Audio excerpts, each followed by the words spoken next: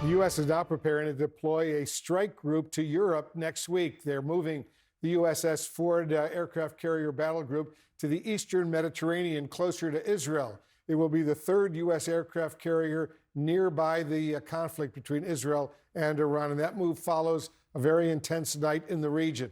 More than 50 Israeli aircraft carried out a wave of strikes on key Iranian missile and military sites.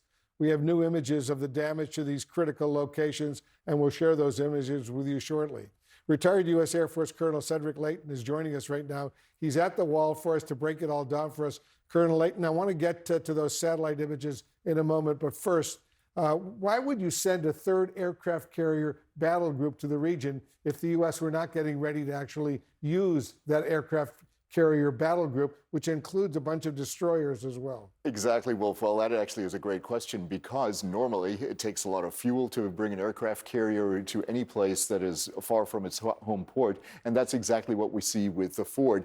And probably what you'll see is the Gerald Ford will end up right around here in the eastern Mediterranean. It was originally scheduled to deploy to Europe, but the basic idea for the Ford's deployment, with its 75 or more aircraft, and the fact that it also has the largest, basically it's the largest aircraft carrier in the world and has the largest complement of aircraft on that. The reason you bring that in there is to project power. And when you project power, you can project power all across the Middle East if you're stationed in the eastern Mediterranean.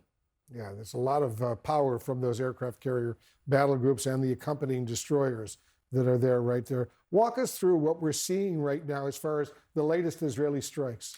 So one of the key things here is the before and after of a strike like this, and this is what we call battle damage assessment. And when you look at this, you have the before picture. This was taken in May, the end of May in this year. And you see here Tabriz missile base in Iran. Everything here is basically intact. Everything that you see is functioning. It's an operational area. But over here, this is now June 17th. The Israelis have taken out all of this area right here. So when you compare these images, you can basically see that it is, in essence, a completely eviscerated area.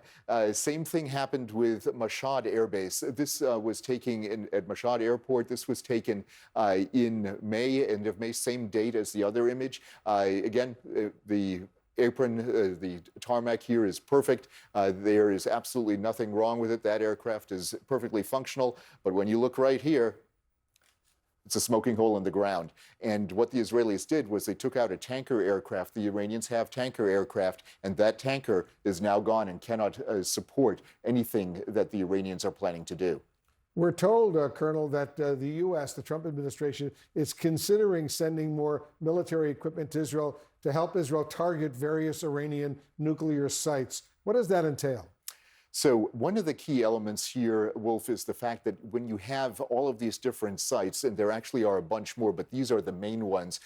So you've got both enrichment areas that are shown in red and research areas that are shown in green, plus a civilian site right here at Bushehr. So what they're trying to do is they're trying to bring forces to bear to potentially conduct air operations against each of these sites. Now, the Israelis have already conducted a major attack right here on Natanz, this area right here. It is just southeast of Tehran.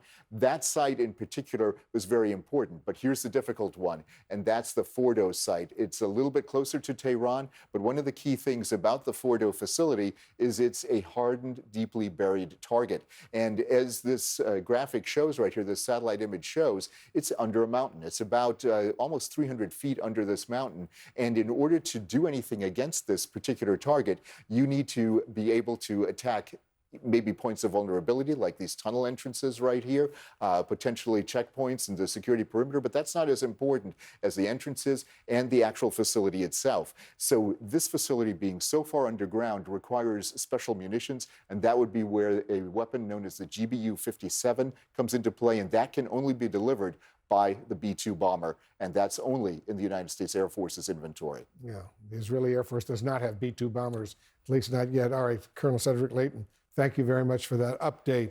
Aaron.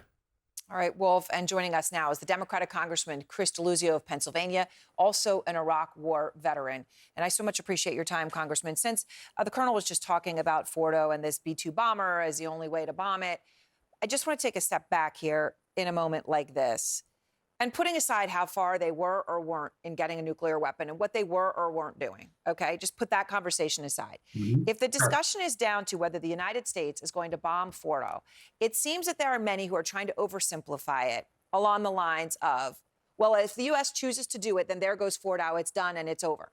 Now, there's another conversation about what happens in a war after that, right? And next steps. But I just want to focus on that one moment. Do you have confidence that if the U.S. actually drops one of those giant bunker buster bombs on Fordo, that it would truly be successful in taking everything out there? Or is that too sort of a hope and a prayer? I think it's more the latter. We don't know. And I think that's not something as simple as you drop a bomb and a nuclear program is gone. And remember, the Trump administration assessed a few months back that the Iranians were not actively working to develop a nuclear weapon. And let's also take a step back of this debate. The president does not get to decide whether to send Americans to war. And sending a bomber over skies of another country and dropping a bomb is sending Americans to war. The American people get to decide that through the Congress. I have not seen that case made to the American people. I've not seen the kind of presentation of evidence and intelligence and the basic case that you make to decide whether you send Americans into the hell of war. And I say this as a guy who's a veteran of the war in Iraq, where the Congress, I think, then shirked its duty and sending Americans off to fight. This is not a small decision, and no president gets to decide that on their own. No, well, of course, we all remember, again, that loaded word evidence, right? And that infamous presentation at the United Nations about the weapons of mass destruction. Okay, so we're not there. Can I ask you, though, Congressman, in your conversations with Republican colleagues, do they all agree with you? I mean, is Congress going to actually stand up to the president and say, we demand to have this right as Congress? Or are Republicans going to acquiesce to him making the choice himself?